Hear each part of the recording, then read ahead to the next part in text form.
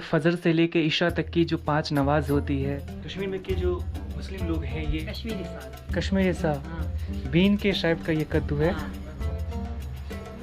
दिलों में जो मोहब्बत है ना वो आप भारी तेज बारिश हो सकती है 40,000 50,000 तक की खर्च आ जाती है सिर्फ कालीन बिछाने की। सर ढक लेती है या फिर अपना चेहरा छुपाती है। ये टमाटर भी खेत से लाए हैं। हाँ। टमाटर। हाँ। और ये इसको क्या बोलते हैं? साग। कौन सा साग? कश्मीरी साग। कश्मीरी साग। हाँ। ये खेतों में उगाते हैं आप? हाँ। कद्दू। कद्दू। अरे भाई कद्दू भी यहाँ पे कुछ अलग ही देखने को मिल रहा है। ये इनका ऐसा किचन है खूबसूरत सा। और अभी खेत से आपका खेत पास में ही है? नहीं, दूर है। तो वहाँ गई थी आप? हाँ, कल गई। कल लेके आए हाँ, ही? कल शाम को? अभी इसको आप साफ कर रहे हैं। हाँ। यहाँ पे इन्होंने एक इलेक्ट्रॉनिक डिवाइस लगाया हुआ है। इसमें टाइम डेट के अलावा कुछ जो खास चीज़ देखने को मिलेगी। यहाँ पे फजर से लेके इशा तक की जो 5 नमाज होती है ज़ुहर के शत उनकी टाइमिंग दी हुई है। तो फजर के टाइम में फजर का टाइम आएगा तो एकदम से अजान शुरू हो जाएगी। रात में इशा आएगा तो इशा की नमाज शुरू हो जाएगी। कश्मीर में के जो मुस्लिम लोग हैं ये अपने रिलीजन को लेकर कुछ आपको अधिक डिसिप्लिन मिलेंगे और उनकी जो प्रैक्टिस है वो बहुत ही खूबसूरत है।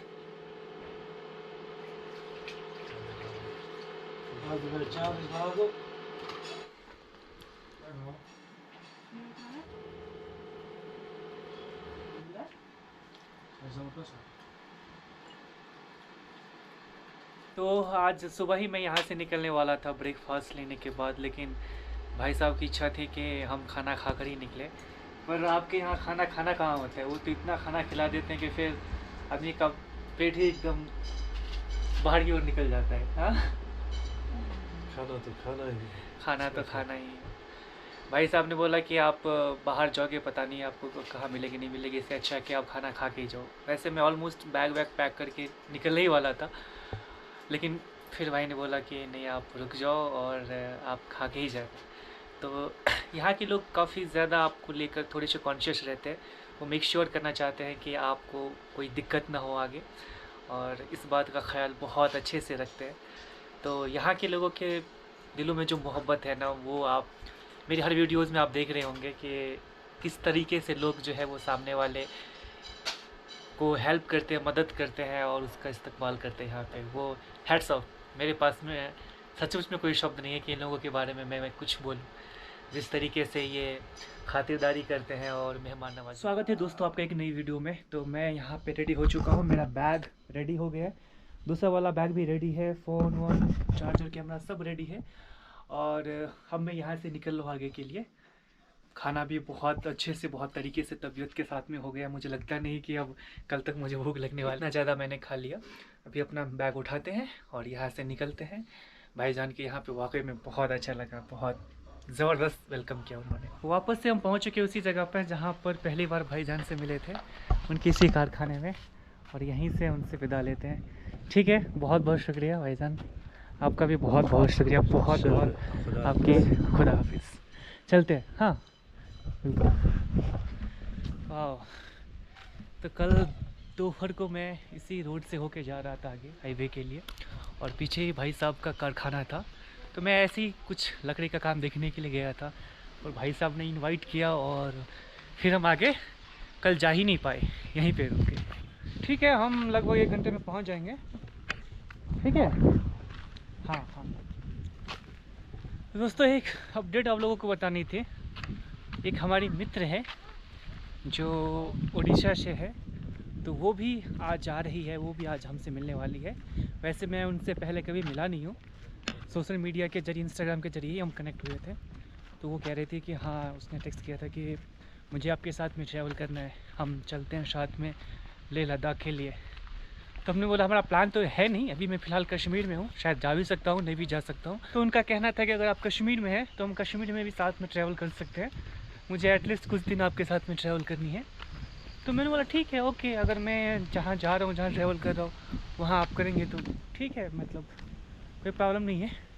देखते हैं, अभी पहुँचते हैं। तो वो मेरा वेट कर रही है सोपोर से आगे, वुल्लर लेक करके है जगह, तो वो फ़िलहाल वहीं पे है। तो उनका भी कॉल आया था, तो मैं बस पहुँच रहा हूँ। मुझे हिचहाइकिंग करके जाऊँगा तो 2 घंटे मान लो यहाँ से जाने में लगेंगे। वहाँ से हम लोग गुरेज़ वैली के लिए निकलेंगे। गुरेज़ वैली में कल ही जाने वाला था, लेकिन अपना मुकद्दरी में यहाँ रुकना लिखा था तो हम यहाँ रुक गए। ऊपर वाले ने जहाँ इस वक्त रुकना चाहेंगा तो हम वहीं रुकेंगे।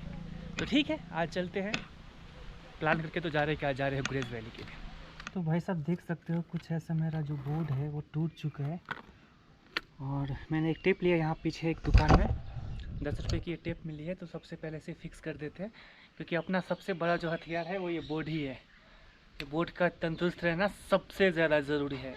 बोर्ड को फिक्स करते हैं, फिर यहाँ से लिफ्ट के लिए ट्राई करेंगे और वहाँ से पहुँचेंगे सोपोर, और वहाँ से आगे जाएंगे हम वुल्लर लेक होते हुए गुरेज़ वैली के लिए। अपना ये बोर्ड फिर से रेडी हो चुका है, और अब हम इसके साथ में फिर से हिचहाइकिंग शुरू कर सकते हैं। सीट तो ऐसे होती है ना? हाँ। ये सीट ऐसे लेटने वाली सीट है। हाँ, लेटने वाली सीट। क्या बात है। ये देख सकते हो आप, ये एप्पल ऑर्चिड आपको घर के बाजू में मिलेंगे। ये भी एप्पल का देखो, सामने ही एप्पल है।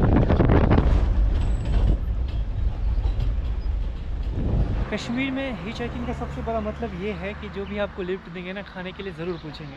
जबकि मैं 1 घंटा पहले ही खाना खा के निकला हूँ, और फिर भी ये सबसे पहले क्या पूछते हैं, चलो खाना खा लो। हमने बताया कि नहीं भाईजान हमने खाना खा लिया, तो फिर बोला चलो कोई नहीं, फिर चाय तो कम से कम पी। वो यहाँ भी लेके आए। और यही बात है यार कश्मीर के लोगों की, कि आप मना भी करोगे ना तो खाने के लिए तो वो आपको बोलेंगे ही बोलेंगे।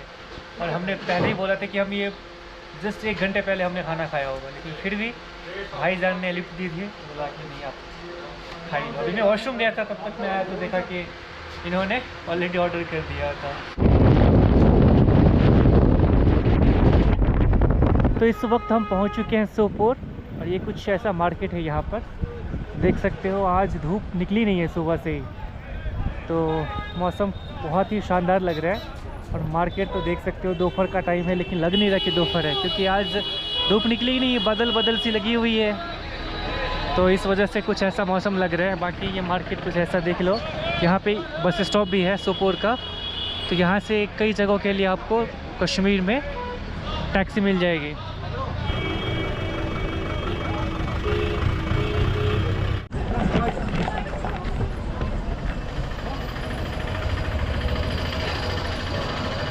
यार यहाँ पे एक चीज़ मैंने नोटिस किया कि जब मैं मार्केट से निकल रहा था और मैं ऐसे वीडियो शूट कर रहा था, तो कई बार क्या है ना, फ्रेम में जो फीमेल से यहाँ की महिलाएं हैं वो भी आ जाती है अनजाने में भी। तो वो लोग कैमरे को लेकर बहुत ज़्यादा कॉन्शियस हो जाते हैं, और देखा मैंने कि कई बार वो ऐसे अपना सर ढक लेती है या फिर अपना चेहरा छुपाती है। तो मुझे खुद भी कई बार बुरा लग जाता है, क्योंकि मुझे मालूम है कि यहाँ के लोग कैमरे पे आना इतना प्रीफर नहीं करते। लेकिन कई बार जैसे मार्केट में होता हूँ, मैं शूट करता हूँ, तो जो फ्रेम है ना, क्योंकि गोप्रो वाइड एंगल को शूट करता है, तो कई बार जब वीडियोस में मैं आ रहा होता हूँ तो उसी फ्रेम में और भी बाकी के लोग आ जाते हैं। और फिर जब उन्हें एहसास होता है कि वो कैमरे में आ रहे हैं, तो फिर वो अपने चेहरे को कवर करते हैं।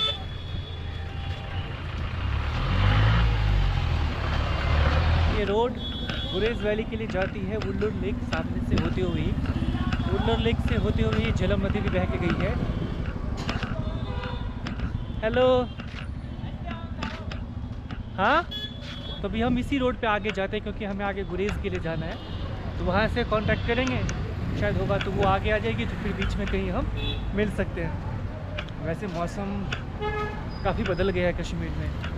आज सुबह से ही बादल छाए हुए हैं, और मेरे मोबाइल पे भी मैसेज पॉपअप हुआ था कि अगले 36 घंटों में कश्मीर के इन हिस्सों में तेज़ बारिश से भारी तेज़ बारिश हो सकती है। यहीं पे शुक्रिया। भाई साहब इशारा कर रहे थे कि मैं यहीं हूँ, इससे आगे नहीं जा रहा। भाई साहब यहाँ से व्यू देखो कितना खूबसूरत, कितना प्यारा लग रहा है। वाह। और ख़ास बात यह है कि आज मौसम भी कुछ ऐसा हो गया ना, 2-3 दिनों से तो धूप ही निकली थी। 2-3 दिनों से क्या, पहला दिन छोड़ दो कश्मीर में मेरा, तो हर दिन धूप ही निकली थी, पर आज बादल लगी हुई है और कुछ ऐसा मौसम है। देखो क्लाउड्स दिख रहे, बहुत ही शानदार मौसम है। यहाँ से गाड़ियाँ बहुत कम चल रही है, एक आ रही है, लेकिन इसमें पहले से लोग बैठे हुए हैं, तो इसमें तो लिफ्ट नहीं मिलेगी। डेंजरस।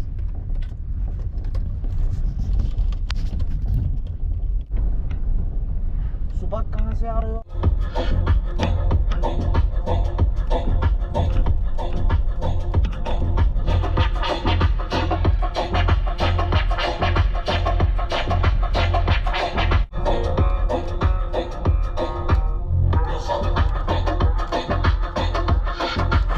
वक्त पहुंच चुका हूँ बांदीपोरा।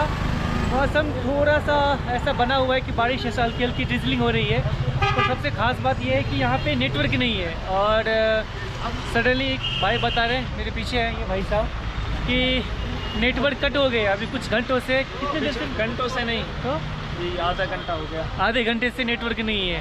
तो अभी मुझे समझ में नहीं आ रहा कि मैं उनसे कैसे कनेक्ट करूं। मैंने लिपि से बात किया था तो लास्ट टाइम उन्होंने बताया था कि वो बांदीपोरा में है। अब मैं कैसे देखूं उन्हें कि वो कहाँ पे है, कॉल ही नहीं लग रही। देखता हूँ, शायद अगर नेटवर्क आती है तो मेरी बात होगी तो फिर मिलते हैं। तो आज देखते हैं, शायद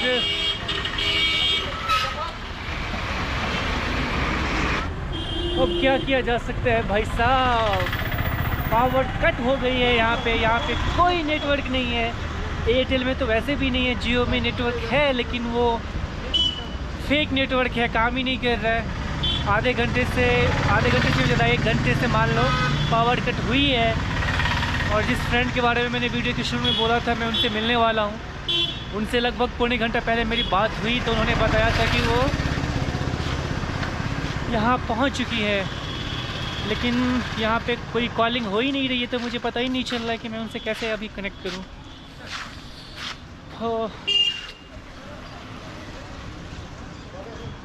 अभी लास्ट कॉल मेरे उनसे हुई थी लगभग, मैं बांदीपोरा से 20 किलोमीटर पहले था। तो मेरी उनसे बात हुई थी तो मैंने बोला था कि मैं 1 घंटे में पहुँच जाऊँगा। मैंने एक स्टेडियम का जिक्र किया था शायद, तो देखता हूँ पहुँच के शायद वो अगर वहाँ पहुँची हो। इस वक्त मैं बांदीपोरा के इस स्टेडियम में आ चुका हूँ। और क्योंकि हमारी फ़ोन पे जब बात हुई थी तो हमने इस जगह का जिक्र किया था, तो मुझे ऐसा लगता है कि शायद वो यहाँ आ सकती है अगर उन्हें इस बारे में मालूम होगी तो। क्योंकि फ़ोन तो अभी भी काम नहीं कर रहा, नेटवर्क है ही नहीं। तो मैं कुछ देर वेट करता हूँ, शायद वो यहाँ आ जाए इस उम्मीद के साथ। अगर वो आती है तो ठीक है, नहीं तो फिर कुछ और देखते हैं। मेरा नाम है राजन। आपका नाम क्या है? मसीद। आपका? राहिल। आप क्या खेलने आए हो? हाँ, कौन सा खेल खेलते हो आप? क्या पसंद है आपको, कौन सा खेल? हाँ, आपको फुटबॉल पसंद है, आपको क्रिकेट में क्या करते हो आप?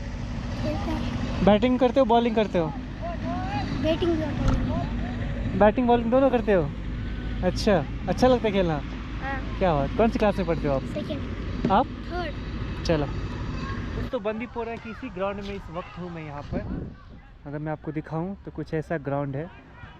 और लगभग मुझे पौने घंटे हो गए उनका वेट करते करते, पर अब तक ना ही फ़ोन में नेटवर्क आया ना ही उनका कुछ पता चला। तो मैं काफ़ी टाइम से अभी भी उनका वेट कर रहा हूँ। और शायद मुझे लगता है कि अब मुझे बाहर जाके देखना चाहिए। दोस्तों, हम जिस देश में रहते हैं उस देश का कल्चर में कितनी डाइवर्सिटी है और इनके कल्चर में कितना बड़ा ह्यूज डिफरेंस है, उस बात का एक एग्जांपल मैं आपको बताता हूँ। इस वक्त हूँ मैं कश्मीर के बांदीपोरा डिस्ट्रिक्ट में और यहाँ पे मैं एक ग्राउंड में आया हुआ था। कुछ ऐसा ग्राउंड है, देख सकते हो। इस ग्राउंड में आई गेस लगभग 200 से 250 लोग इस वक्त प्रैक्टिस कर रहे होंगे या खेल रहे होंगे, फिर चाहे फुटबॉल हो या क्रिकेट हो, जो भी स्पोर्ट्स आप कह सकते हो। पर इतने लोगों में बमुश्किल मुझे शायद 1 या 2 लड़कियां दिखी जो उस नेट में प्रैक्टिस कर रही थी। बाकी आप जितने देखोगे सारे लड़के ही आपको देखने को मिले। इसी देश के एक हिस्से में आप पहुंचते हो ऐसे ही प्लेग्राउंड में, तो हो सकता है कि अगर आप 100 लोगों को देख रहे हो तो उसमें से आपको 70 से 80 लड़कियां देखने को मिले और थोड़े बहुत लड़के देखने को मिले। और उसी देश में उसी टाइम पे किसी दूसरी जगह अगर आप पहुंचते हो तो आपको ये देखने को मिलता है। तो इतना बड़ा कल्चरल डिफरेंस है हमारे देश में और इस देश को ये डाइवर्सिटी खूबसूरत बनाती है। तो कई बार ऐसा होता है कि जब हम एक ही जगह पर होते हैं तो किसी एक पर्टिकुलर चीज़ को ही हम सही या गलत मान लेते हैं और हम ये समझने की कोशिश नहीं करते हैं कि किसी जगह अगर चीज़ें वैसी नहीं है, उसके इतर है, उसके पीछे क्या रीज़न है, उसके रूट कॉज को समझने की कोशिश नहीं करते हैं। शायद उनके कल्चर का वो एक हिस्सा हो तो हम उसे गलत नहीं कह सकते। कल्चरल डिफरेंस होना एक नेचुरल है, एक नेचुरली स्वभाव है। इंसान जिस जगह पे होते हैं वो उसी जगह की चीज़ों को इनहेरिट करते हैं। इसमें हम सही या गलत का नाम नहीं दे सकते हैं, हम बस ये कह सकते हैं कि ये एक कल्चरल डिफरेंस है और कुछ नहीं। ये कुछ ऐसा होता है कश्मीर में कालीन जो ज़मीन पे बिछाई जाती है घरों में। मैंने कई वीडियोस में आपको दिखाए हैं। तो ये कुछ अलग अलग आपको कालीन देखने को मिलती है। इसकी कीमत क्या रहती होगी भाईजान? इसकी अलग अलग कीमत है। फिर भी आप जैसे 160, 120, हाँ 200, 300, 350 अलग अलग आती है। अच्छा अच्छा अच्छा, अलग अलग प्राइस होती है। हाँ। जैसे इसका प्राइस कितना होगा?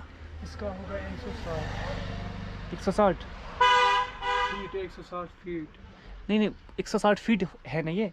इसकी साइज 160 फीट है? नहीं, ये होगा 160 1 फीट। हाँ 160 की फीट है एक। अच्छा अच्छा हाँ समझ गया। ये कालीन यहाँ पे 160 की फीट चल रही है। तो अगर आप 10 बाय 10 फीट के कमरे में लगाओगे तो कम से कम 16,000 रुपये आपको आ जाएगा इसके लगाने का खर्च। और कुछ पिलो, ये पिलो है? नहीं, ये कवर है टिकी का। अच्छा अच्छा, पिलो भी रखते हैं आप? पिलो नहीं रखते हैं? हाँ। रखते हैं। कहाँ पे है आपका पिलो? बाहर लगा है? अच्छा ये नहीं होगा। पिलो कैसे मिलती है यहाँ पे? पिलो पिलो मिलता है 100 का, 250 का। 100-250 का। अच्छा अच्छा, तो ये कालीन बहुत महंगी होती है ना? ये आप कहाँ से लाते हैं ये? श्रीनगर से लाते हैं। श्रीनगर से लाते हैं। अच्छा अच्छा, वाह। देखो भाई कश्मीर में घरों में, डाइनिंग हॉल में, किचन में या बड़े वाले घरों में, हॉल में आपको देखने को मिलती है और काफ़ी ज़्यादा महंगी होती है। आप मान लो 15,000, 16,000, 20,000, अगर आपका हॉल बड़ा है तो 40,000, 50,000 तक की खर्च आ जाती है सिर्फ कालीन बिछाने की। ये कुछ ऐसा है। रात हो चुकी है और मैं आ चुका हूँ बंदीपोरा के इस गुरुद्वारे में। और गुरुद्वारे में मुझे कुछ ऐसा हॉल मिल गया। मैं बाहर जिस प्लेग्राउंड की बात कर रहा था, जो स्टेडियम, उनके बाहर मैं रुक सकता था। लेकिन यहाँ पे क्या सीन है ना कि यहाँ के बहुत से लोकल लोग शाम के बाद चरस लेते हैं या फिर कुछ लोग ऐसे हैं जो नशे करते हैं। तो फिर नशा होने के बाद थोड़े से उनके बिहेवियर कुछ ऐसे हो जाते हैं। इस वजह से ऐसे जगहों पे रात में बाहर रहना थोड़ा सा सेफ़ नहीं रहता। मुझे कई लोगों ने ऐसा बोला यहाँ पे कि आप हो सके तो रात को सेफ जगह पे ही रहें, ख़ासतौर पे जो शहर या फिर इस तरह के जो एरियाज़ हैं।